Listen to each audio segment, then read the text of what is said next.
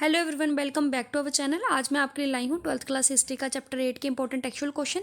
आज मैं करवाने जा रहा हूँ क्वेश्चन नंबर 7। ठीक है, बाकी सारे लेसन हिस्ट्री के मैं ऑलरेडी कंप्लीट करवा चुकी हूँ, जिसका लिंक आपको डिस्क्रिप्शन बॉक्स में मिल जाएंगे।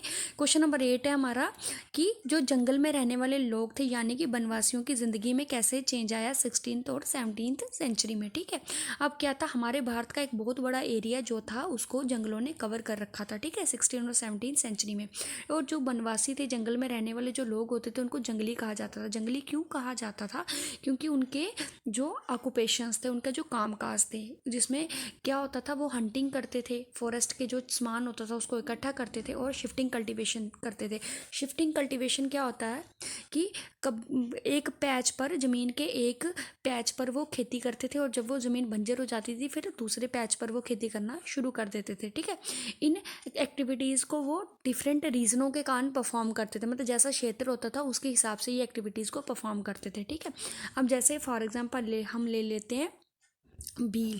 ठीक है, बील जो होते थे वो गर्मियों में फिशिंग करते थे। ठीक है, और स्प्रिंग सीजन में वो क्या करते थे, जो जंगलों के प्रोडक्ट होते थे उनको इकट्ठा करते थे। ठीक है, और इन्हीं एक्टिविटीज़ के कारण इनको हम क्या बोलते थे, ट्राइबल पीपल, क्योंकि यह ऑलवेज एक जगह से दूसरी जगह क्या करते रहते थे, घूमते रहते थे, ताकि वो अपना खाने की और अपने जानवरों की जो ज़रूरतें हैं उनको पूरा कर सकें। ठीक है, और जैसे ही स्टेट को एलिफेंट की ज़रूरत होती थी, क्योंकि वो क्या करते, स्टेट क्या करती थी, माइटी आर्मी बनाने के लिए यानी कि स्ट्रॉन्ग आर्मी बनाने के लिए वो एलिफेंटों की जैसे ही उनको ज़रूरत पड़ती थी तो वो क्या करते थे, पेशकश डिवाइड करते थे इन फॉरेस्ट पीपलों को, क्यों, ताकि वो इनको क्या कर सकें, जो इनको एलिफेंट सप्लाई करवाते थे। ठीक है, अब ये जो फॉरेस्ट लोग थे, इन्होंने कमर्शियल जो एग्रीकल्चर था उसमें भी हाथ बटाना शुरू कर दी, जाने कि इन्होंने बेचने के लिए भी कृषि करना शुरू कर दिया। ठीक है, अब फॉरेस्ट की कुछ चीज़ें होती थी, जैसे हनी हो गया, बीज बैक्स हो गया, गम हो गया, यानी गोंद होगी और लाख होगी, इन सब की बड़ी ज़्यादा डिमांड थी।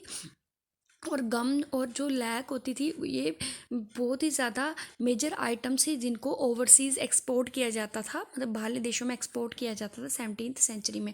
ठीक है, और उसके बदले में इनको बहुत ही वैल्यूएबल जो फॉरेन एक्सचेंज मिलता था। ठीक है, जिसके कारण इन्होंने इन चीज़ों को बेचना शुरू कर दिया। ठीक है, और एलिफेंटों को, जो हाथी होते थे, उनको पकड़ा जाता था और उनको भी बेचा जाता था।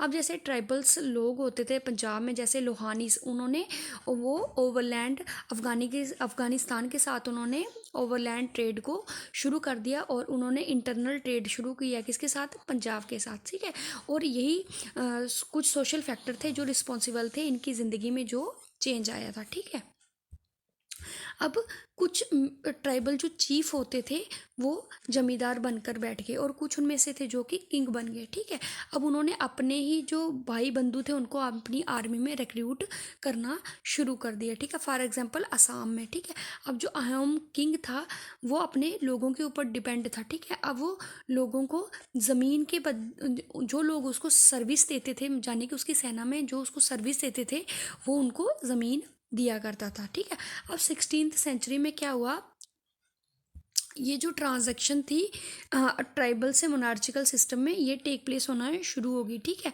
मतलब अब ट्राइबल कुछ राजा बन के बैठ गए और कुछ जागीरदार बन के बैठ गए थे। ठीक है, अब ये सब की डिस्क्रिप्शन हमें कहाँ से मिलती है, आईन अकबरी से। ठीक है, जो किसके द्वारा लिखी गई है, अबू फजल के द्वारा। ठीक है, और इस डिस्क्रिप्शन में हमें ये भी पता चलता है कि कुछ राजाओं ने अपने इर्द गिर्द के जो ट्राइबल्स लोग थे, जो आदिवासी लोग थे, उनको जीत लिया था और उन पर अधिकार कर लिया था। ठीक है, इस तरह कुछ न्यू कल्चर जो थे, जैसे क्रिश्चियन मिशनरीज जैसे ही भारत में आ गई, उन्होंने भी इन पर काफ़ी ज़्यादा इन्फ्लुएंस डाला था। ठीक है, अब प्रोबेबली जो सूफी संत थे उन्होंने भी काफ़ी ज़्यादा इंपॉर्टेंट रोल प्ले किया था इन जो ट्राइबल एरियाज थे इनमें, किसको फैलाने में, इस्लाम धर्म को फैलाने में। Thank you.